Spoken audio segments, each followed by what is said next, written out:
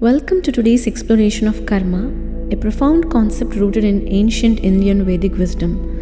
In this video, we will dive into three types of karma, which are Akarma, Karma, and Vikarma, as well as explore the different aspects of karma itself, including Sanchita Karma, Prarabdha Karma, and Kriyaman Karma. We will discuss their significance in our lives and how they shape our spiritual journey.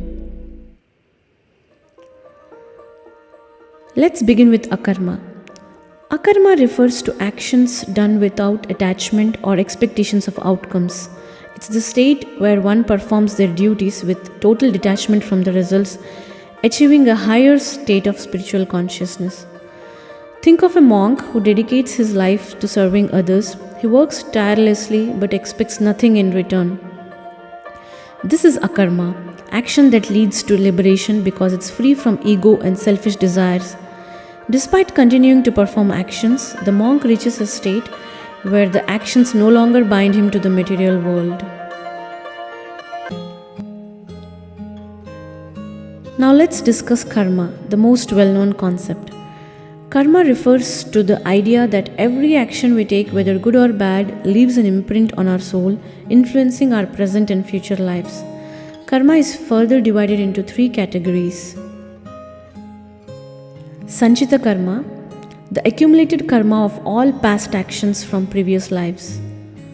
Prarabdha Karma, the portion of Sanchita Karma that is being experienced in the present life. And Kriyaman Karma, the actions we are currently performing which will shape our future. Imagine someone who has always been charitable and kind throughout their previous lives. They might enjoy wealth, health, and happiness in their current life due to positive Sanchita Karma. However, if they engage in selfish actions now, Kriyaman Karma, it may impact their future lives even if things seem to be going well now. So, in essence, our current experiences are shaped by past actions, Prarabdha, but the actions we take today, Kriyaman, shape our future, including this life and the next.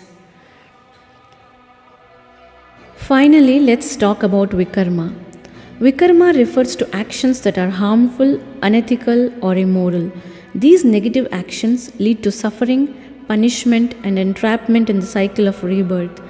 Unlike Akarma, where one detaches from desires, and Karma, which follows the law of cause and effect, Vikarma specifically generates negative consequences both in this life and future lives. Actions such as harming one's parents, actions that disrupt or harm one's family such as betrayal, neglect, engaging in criminal activities, violence, or actions that harm society, acts of cruelty such as abusing animals or causing harm to any living being accumulates Vikarma, creating a negative cycle that can carry over into future lifetimes. The results of our karma, whether it's Akarma, Karma, or Vikarma, have profound effects on our lives. Akarma leads to salvation, freedom from the cycle of birth and rebirth. Karma, when performed righteously, can lead us towards salvation, but if done selfishly, it binds us to worldly existence. Vikarma results in suffering and further entanglement in the karmic cycle. So, what role does human free will play in all of this? Kriyaman Karma is the only area where we have free will and the ability to change our future. The actions we take in this life can either lead to the accumulation of more karma or help liquidate past karma, setting us on the path towards spiritual growth and liberation. Imagine a person who, despite difficult circumstances due to Prarabdha Karma, chooses to act selflessly and with compassion.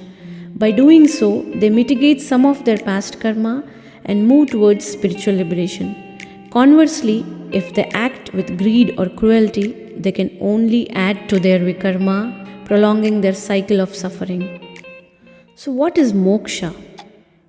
In the Vedic philosophy, the ultimate goal is to dissolve the astral body, which carries the karmic imprints from one life to another.